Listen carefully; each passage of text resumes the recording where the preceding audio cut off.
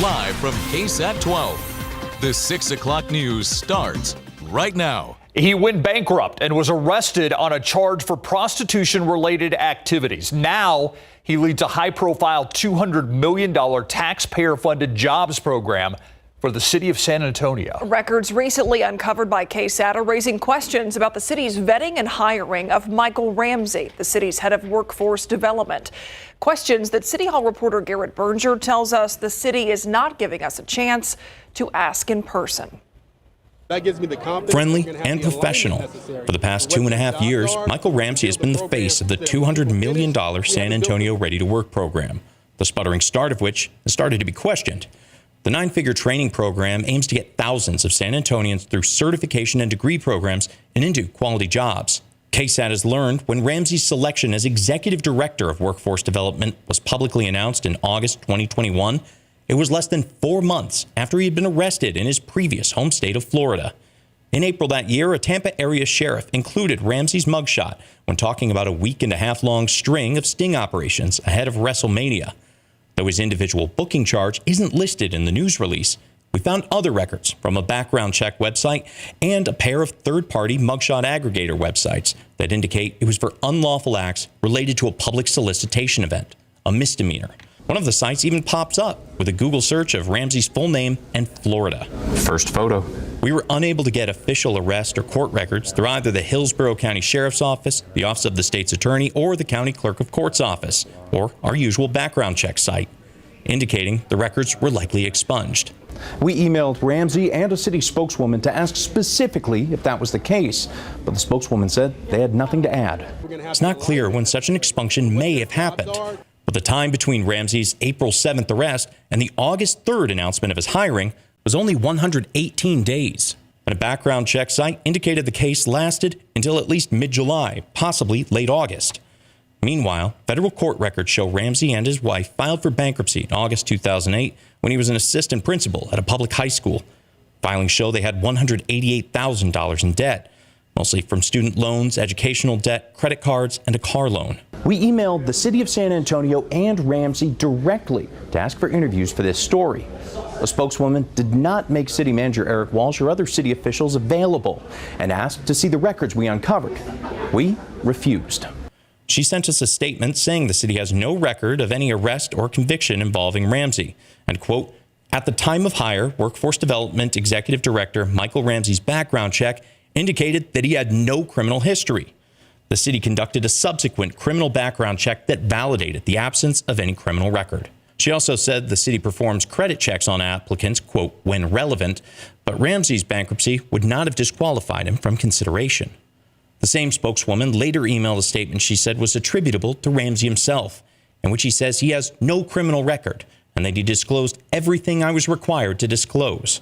He also went on to say, quote, this story being deemed as newsworthy highlights the challenge that is ever present for many people in our community, particularly people of color who have had previous justice system involvement. Whether investigated, charged, or convicted, we must continue to eradicate this bias that presents a barrier to employment for a great multitude of San Antonians. Garrett Berger, KSAT 12 News. It is not clear if the arrest and charge would have been enough to derail Ramsey's hiring had it been found. And KSAT is not aware of any information indicating he was ever convicted of the Hillsborough County charge. Information we reviewed show state closed file diversion in mid-July of that year, and that prosecutors declined to continue prosecution in late August. KSAT is not aware of any accusations of professional misconduct either. And Ramsey defended his performance in his statement. You can read all of what he and a city spokesperson had to say. Find those full statements on KSAT.com. A man was killed and his daughter injured in a shooting at a home in Stone Oak today. That shooting happened around 10 this morning on Cheyenne Creek near Evans Road. According to San Antonio Police Chief William McManus, a 43-year-old man was found dead with a gunshot wound, and his 23-year-old daughter was taken to a hospital in critical condition. Chief McManus says there is no danger to the public, and he said at the scene that he would not speculate about what happened at that time. McManus did tell us officers have responded to that home in the past for mental health and disturbance calls. And we want to remind you about resources for domestic violence in our community. One of those is Family Violence Prevention Services, which runs the shelter. The number 210-733-8810. Head to ksat.com/domestic violence for many more resources, as well as explainers on what domestic violence entails and how it builds gradually. Tonight, we're learning new details about a shooting outside a strip club. A 21-year-old man now facing several charges in connection to that shooting. Jail records show Moses Mata is now being charged with 3 counts of aggravated assault with a deadly weapon. It happened yesterday around 2 a.m. in the 2700 block of Northwest Loop 410 on the northwest side. According to San Antonio police, Mata allegedly shot a 23-year-old during a fight. Officers say security guards at the club shot Mata after he pointed his gun at them. The man shot expected to recover. No word on what led up to that fight. San Antonio police and Crime Stoppers are searching for a driver involved in a deadly crash that was caused by racing. Take a look here. SAPD says this white sedan was racing alongside a car driven by 30-year-old Danier Bello Vasquez before he crashed and died. This happened about 2:30 a.m. on February 4th along Blanco Road near Briarcliff Drive. SAPD says the driver of the white sedan went back to the crash scene but did not provide any information. If you have any information on the driver of that white car, call Crime Stoppers at 210-224-STOP. The Texas primary is set for March 5th, and early voting starts in exactly 1 week, February 20th. And one of the races people will have a close eye on is the Democratic primary for Senate. The winner there will face Republican Senator Ted Cruz. Tonight, Max Massey sits down with the top 2 candidates in that race. And that I've served in Congress in a way that shows that you can bring folks together from all different walks of life. For me, everything kind of changed in Uvalde. And to those parents that are out there, in large part, that's what this race is about. These 2 Democrats duking it out. These are the 2 favorites of the 9 people listed on the March 5th ballot. They're fighting to see who will take on Ted Cruz in November. I feel really strongly that we can't afford 6 more years of Ted Cruz. Colin Allred is a former voting rights attorney. He currently serves in the United States House of Representatives. I think most folks go to work every single day with folks who they disagree with, and they have to find a way to get to work and to actually get things done. And I think they expect the same from their elected officials. And Roland Gutierrez, he's an immigration attorney and a current Texas state senator. So far as electability and winning, the guy that got us closest was a guy named Beto O'Rourke. And he got us within 2.5 percentage points, 250,000 votes.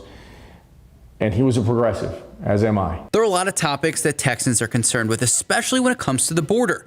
It's an issue that each Democrat has a different proposal for, which is a point of contention. I know that the border is in crisis and that our immigration system is broken. I've signed on and working on legislation with Veronica Escobar called the Dignity Act. That's bipartisan. That's a comprehensive reform that would secure our border. The Dignity Act is an extensive proposal that in part not only has various paths to citizenship, asylum reform, and visa reform, but it also consists of more funding for border security, including a clause that states requirements for CBP to construct and deploy enhanced barriers where it is most effective and beneficial to establishing an operational advantage at the border. Not this madness that they're talking about right now, not their so-called Dignity Act, which I call the Indignity Act. It appears that one candidate is working to find middle ground. I don't think you have time for kind of theoretical ideas or for just grandstanding. You have to actually pass legislation that's going to help folks. But it is going to take a bipartisan approach to this, and we have to bring folks together around this. And the other is championing his ideals for what he says his constituents envision. I think you're going to find out whether we're electable or not. But Texans are going to get a different kind of candidate this November if I'm the nominee. They're going to get a different kind of candidate. One that cares, one that's all in with them, and one that's all heart. And I won't stop.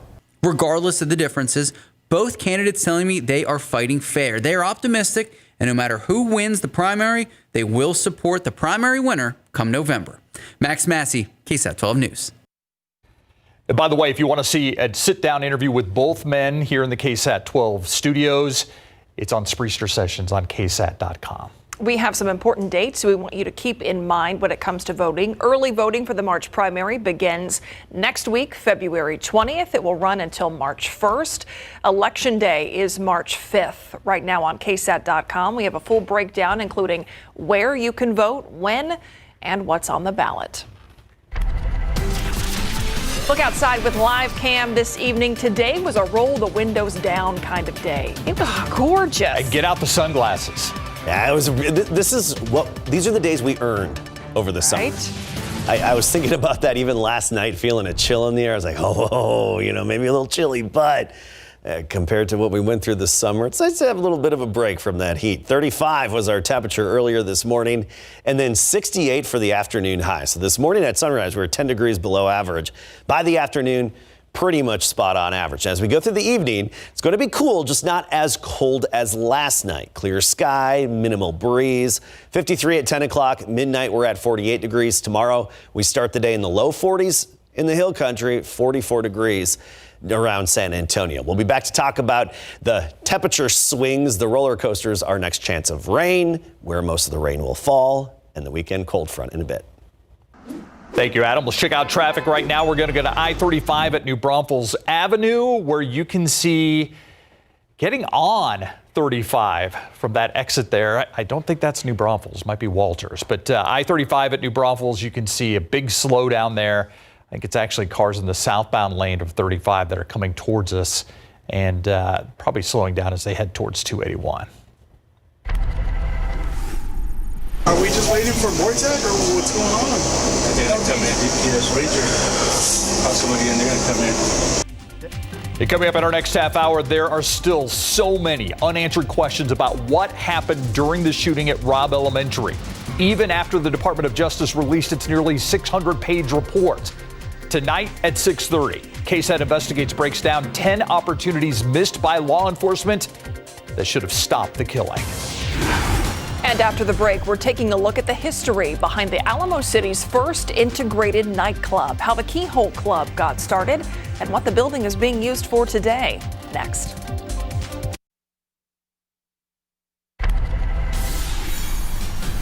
Tonight on the Night Beat, there is expected to be a candidate forum here at the Southwest Texas Junior College with law enforcement candidates who are there on May 24th as a mass shooting happened at Robb Elementary, including some of the officers who were named in a damning Department of Justice report. As you can see, families of survivors and victims are here with their signs, hoping to make their voices heard. Love is in the air, and with social media and online dating apps, a perfect match could be at your fingertips. But tonight on the Night Beat, the Federal Trade Commission wants to warn an online love interest could be out to steal your heart and your money. That and the 100 top most commonly used photos in romance scams.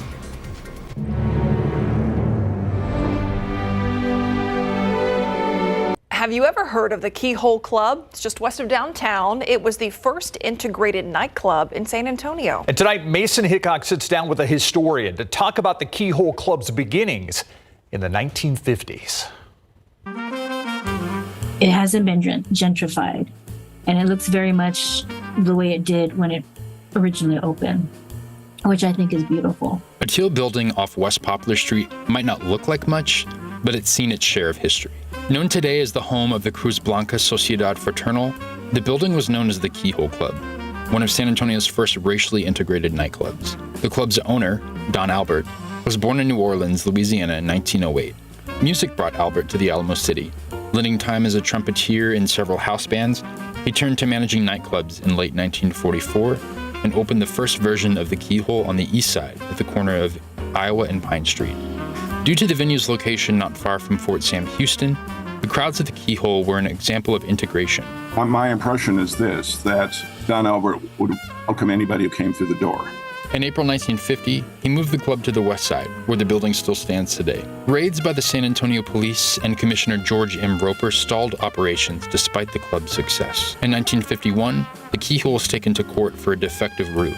But the whole effort was to attempt to destroy the business. While Albert and his business partners celebrated winning their case, operations at the club began to slow, due in part to more integrated nightclubs and the rise of the television. Albert closed the doors of the Keyhole in the mid-1960s. Today, the building still exists as a gathering space for the local community. Soon, the building will bear a historical marker, signifying a history integral to the community even after the music has stopped. Mason Hickok, KSAT 12 News. I love that it's still there. What a unique building, right? Yeah. You can tell it was the old Keyhole Club from the outline of the building itself. Yeah, for sure. Yeah, that's great. All right, let's talk about weather right now and the fact that we're going to cool down. Yeah, it's going to get chilly, Adam.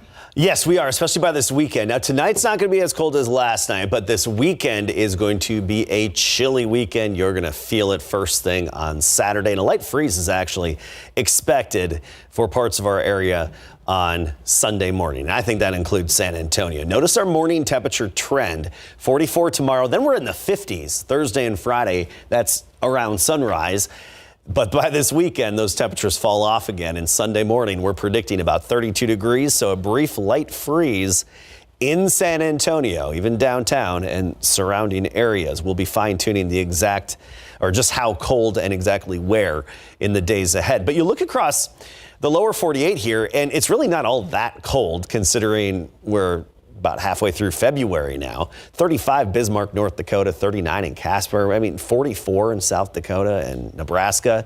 However, some cooler air is going to drop southward and eventually make it here by this weekend. Friday's still going to be relatively warm. We'll be in the 60s in the afternoon. And then we get into the weekend and that cooler air makes its way here. It's not Arctic air. This isn't going to be frigid. It's just going to be one night/morning of the brief light freeze. But notice the afternoon temperature trend takes a hit this weekend. We'll be in the 60s Wednesday, Thursday, Friday, anywhere from 62 to 69. But then by Saturday, the warmest I think we'll get is about 50 degrees. So think of Saturday as in the 40s most of the day and windy as well, with gusts up to 35 miles per hour. So not just chilly on Saturday, but also gusty. And then by Sunday, despite a lot of sunshine, we only make it to 58. So plan for a chilly and cool weekend. And then next week, those temperatures rebound pretty quickly. So let's talk about the overall pattern and the rainfall chances that'll be increasing. We're setting our sights off to the west because we've got a weak little ripple in the upper level flow that's going to dig southward into Mexico, and that's going to help stir up some energy and throw a bit of that energy our way as we get into Friday. Now, it's going to start even earlier farther to the south. Due to the placement of this upper disturbance, the rain will start down in the valley on Thursday, then slowly work its way northward thereafter. And there's still a little bit of uncertainty as to exactly just how far north that batch is going to make it, but we do anticipate it to be in and around San Antonio and especially favor locations south of town. So yes, I think we'll have decent coverage of rain, 60% of our area.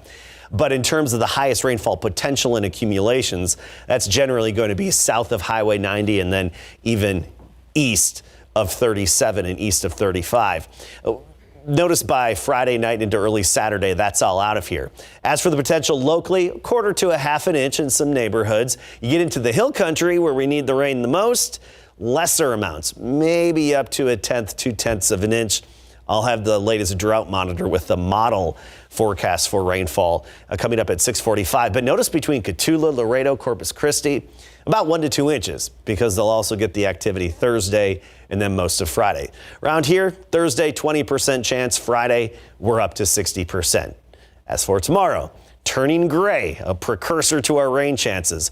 44 in the morning at 7 a.m. And then by noon, we start to cloud up. We'll have a decent amount of gray in the sky near 60 degrees. And then 62 for the high temperature, turning gray. And that's going to be the dominant color in the sky, basically all the way into this, well, the first part of the weekend. 60s tomorrow, and we talked about 60s the next few days until we get to the weekend when that chill comes. But hey, we rebound nicely by President's Day. All right. Thank you, Adam. All right, you have bar passes, football passes. Yeah. When it comes to basketball passes, though, Devin Vassell's is hard to top. It really is. I mean, he was going out of bounds and just kind of. See Myra worried about where I was going with. Yeah. Going with that whole thing. That's just and unfortunately, everybody missed it. We reenacted it a little bit. Oh, yeah. During weather. I'm sad that wasn't the toss to you, Larry. Well, it was a literal, it was pretty awesome. Fake toss. All right, let's get right to it, all right? Devin's sweet pass to Wimby last night. Look at that. Wimby's like, man, that was awesome. And it's also time to meet more San Antonio All-Stars. Coming up.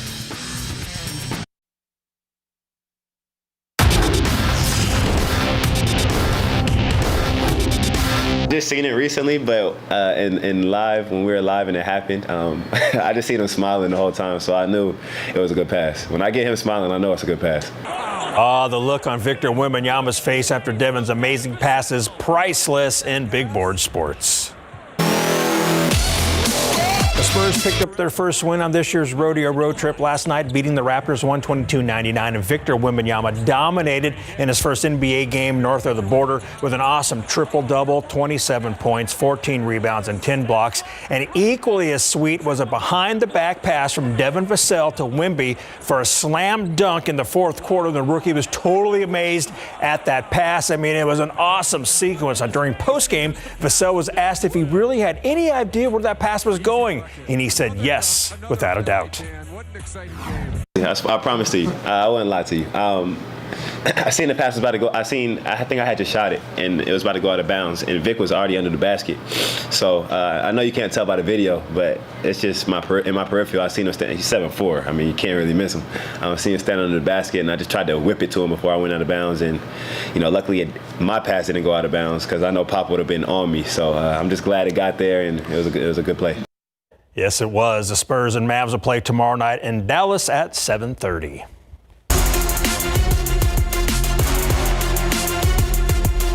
We are getting closer and closer to the first ever San Antonio Sports All-Star basketball game. 120 of the area's top local high school seniors will hit the hardwood at Northside ISD Sports Gym for a full day of basketball and fun. With the help of San Antonio Sports, we interviewed every player selected to participate, and we'll have some of those interviews for you multiple times each week leading up to the games late next month. And here are 6 more of the All-Stars representing McCollum, Seguin, Tivy, and Southside High Schools.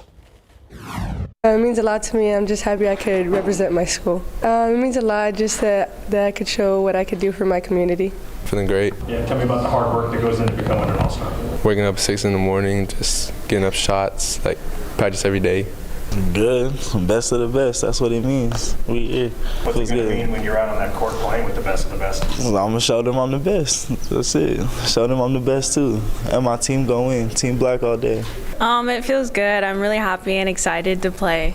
It means a lot because, my family doesn't, have a lot of people, so, this, makes me feel good. I feel good. It's a good accomplishment to achieve. It means a lot because we're a smaller school, so it's good to have people from Seguin playing in this game, representing our school. It feels really amazing just giving, all my praise and glory to Jesus Christ. And, he's the reason why I'm here today. What is it that you love about basketball so much? It's just that feeling when you're just running up and down, that feeling where you're just out of your mind kind of thing. It's going to be a lot of fun. 4 games, 8 teams with a skills challenge and 3-point shooting contest. The best of the best area high school seniors showing off their basketball skills one last time on Sunday, March 24th at Northside Sports Gym. You can watch the games here on KSAT 12, on KSAT.com, KSAT Plus, and KSAT YouTube channel. For more information, go to KSAT.com, the sports page, All-Star Basketball tab. Nice. I like it. Yeah. Me too. Thanks, Larry. A lot more news still ahead here, including after the break, questions that are still looming about the law enforcement response to the shooting at Robb Elementary. We take a look at the 10 missed opportunities by law enforcement highlighted in a 600-page report released by the Department of Justice. Thanks for sticking with us. We've been dealing with some technical difficulties here in the studio over the last couple of minutes, but we have more news to get to right now. For nearly a month, our KSAT Investigates team has been pouring through a 600-page report from the Department of Justice into the Robb Elementary School shooting. The DOJ identified what it calls 10 stimulus events where the hundreds of law enforcement officers present could have and maybe should have stopped the killing. They did not. Lee Waldman watched hours of surveillance and body camera video to show you each of those moments from multiple angles. In this DOJ report, only elected officials and law enforcement leaders are identified. KSAT has made the decision to name all of the body camera video that we're using in this story, as well as anyone that is speaking that we can. I want to warn you, there are sounds of gunshots in this story and other material that some might find disturbing. 2 days before the last day of school and hours after families rejoiced at an award ceremony, a teen armed with an AR-15 came into Robb Elementary School and began shooting inside of classrooms 111 and 112. Within minutes, officers arrived. This is the first of 10 moments the Department of Justice report says officers should have intervened and saved the children and teachers inside of those classrooms. The report says 11 Uvalde PD and Uvalde CISD officers got on scene at 11:35. Acting UPD Chief Mariano Pargas and UCISD Police Chief Pete Arredondo failed to establish command. Meanwhile, outside, guys, be careful! He might be in that building! You want to go in there? No, because what if he comes out around? officers hesitated.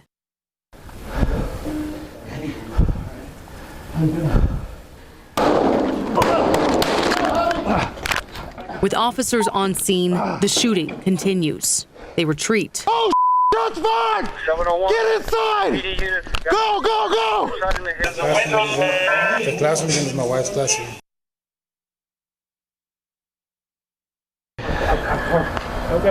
Dude, we gotta get in there. VPS is sitting there. We gotta get in there. He just keeps shooting. We gotta get in there. While officers in the hallway stayed back, more arrived outside. Hey, I love you. We got an active shooter at the school. Man, I hope this guy didn't shoot your kids, bro. Gonna be right next to the school. Tip where he's male subjects in the school on the west side of the building. He's contained. We got multiple officers inside the building at this time. He believe he's barricaded in one of the offices. Male subject is still shooting. You believe he's barricaded in one of the offices? Male subject is still shooting. Despite being incorrectly identified as a barricaded suspect, radio traffic suggests there are kids and teachers in the classroom. The classroom should be in session right now. The class should be in session, Miss Miranda. 19, your status.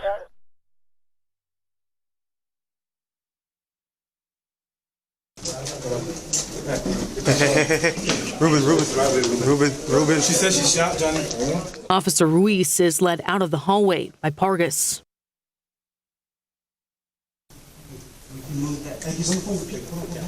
Hey, Pete's inside the room with him. Despite dozens of officers in the hallway with shields and long guns, no one makes a move into either classroom. Chief, what? Are we just waiting for more tech, or what's going on? They're gonna come in. VPS Ranger. Somebody in, they're gonna come in. Outside, officers are breaking windows to evacuate other classrooms. Quickly, sweetheart, quickly. Open the window, guys. Open the window. It's okay, guys, it's okay. Pull the window. Okay. There's the teacher, Open the window. Cover me, cover me, cover me. The report says at this point, Arredondo insists officers wait until the other rooms near 111 and 112 are cleared.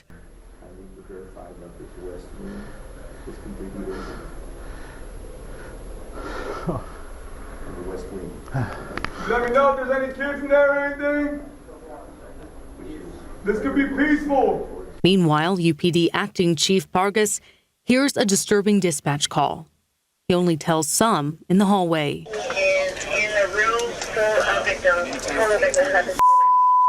Full of victims. Child called 911. The room is full of victims. Child 911. Child 911. He's got victims in there. There's victims in the room with him? Child on the phone, multiple victims. A child just called if they have victims in there.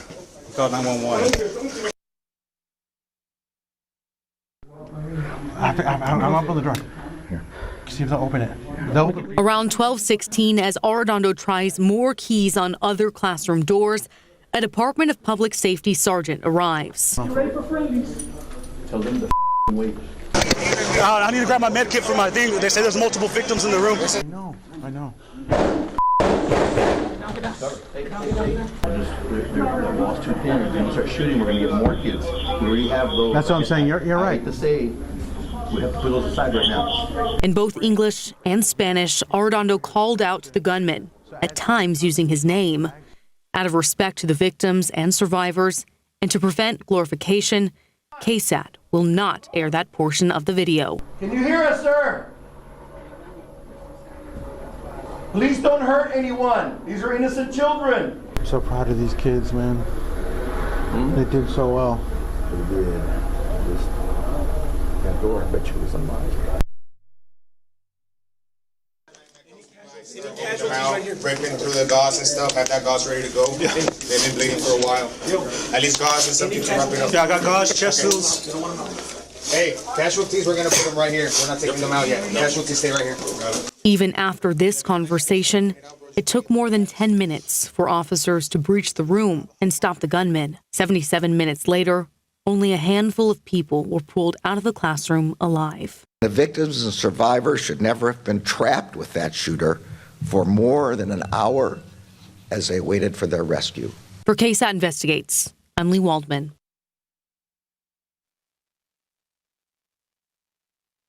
Not seen before, and some interaction that we had not seen before. And what becomes clear is, why did they wait? Why did they wait so long when they knew, especially when they knew kids were there? They knew there were casualties. They were handing out gauze. They were handing out things. And it still took another 10 minutes before they breached that room. 10 different opportunities that Lee outlined, and it almost feels like ever since, you and I stood here and covered that for hours in the studio, learning new information on May 24th, the more we have learned since has continued to be a gut punch. The fact that it took 77 minutes, there were 10 clear opportunities that we have now seen on camera, and you have to think about how it affects us to hear that, but these families of the victims, families of survivors who have learned along with us about the complete failures of that day. It just still boggles the mind. Yeah. Yeah. We'll be right back.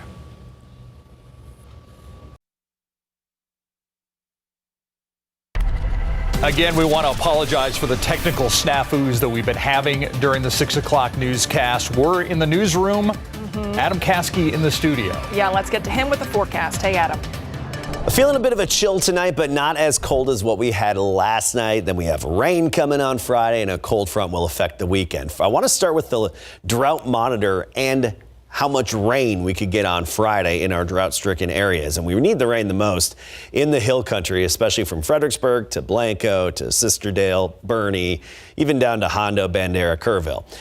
As the rain moves in on Friday, the highest accumulations will likely be south and east of San Antonio. Around town, 1/4 to 1/2 inch, but Pleasanton potentially up to 1 inch, and especially locations even farther south, around 1 inch, and even east of town where we don't need the rain as much. So unfortunately, it looks like the hill country will have the lowest accumulations of rainfall on Friday from this next batch of rain that moves in from the south. Thursday, a 20% chance, Friday, 60%, and most of it's going to be light, and in between the light showers, we'll have some areas of drizzle. We talked about this a little bit yesterday. And again today, you can see the snow on the visible satellite imagery as it shrinks and melts throughout the day. Plainview, Texas, best place to hide, right there in Plainview. Still does have a little bit of snow, but that's coming to an end. That snow fell over the weekend. Here's the big picture. And we've got a little dip in the upper level flow near the desert southwest. That's going to drop farther to the south into Mexico and position itself in a way where it's going to throw some of the upper level energy our way. We'll have some lift in the air, and that's going to help to kickstart the showers as we get into Thursday night, but more so on into Friday. Here's the overall rainfall potential. And notice how San Antonio is going to be close to the edge of the rain, because the rain's going to come in from the south on Thursday and then hit us around Friday. So the highest accumulations will be between Cotulla, Laredo, and Corpus Christi. And that's about 1 to 2 inches. Locally, as we talked about before, 1/4 to 1/2 inch, and then lesser amounts as you get up into the hill country and even closer to Del Rio as well. Let's talk temperatures. 57 right now, dew point of 37. Southeasterly wind at 8 miles per hour. That southeasterly wind will boost our low-level moisture, and that's going to help give it a little bit of a muggy feel as we get into Friday. Notice temperatures across the state, 50s and 60s right now. A pleasant evening, 63. Rio Medina, Bulverde at 62. Port SA right now at 65. Tomorrow morning, we start off close to average for this time of year. About 44 in and around San Antonio. That's 43 Converse, 46 Stinson on the south side. Rio Medina 41 and Bandera 41. By the noon hour, temperatures already right around 60 degrees. We'll be at 59 degrees then with increasing clouds. The gray clouds will be increasing, and get used to the color gray tomorrow afternoon all the way into the weekend. Check out the weekend, chilly, near 50 and windy on Saturday.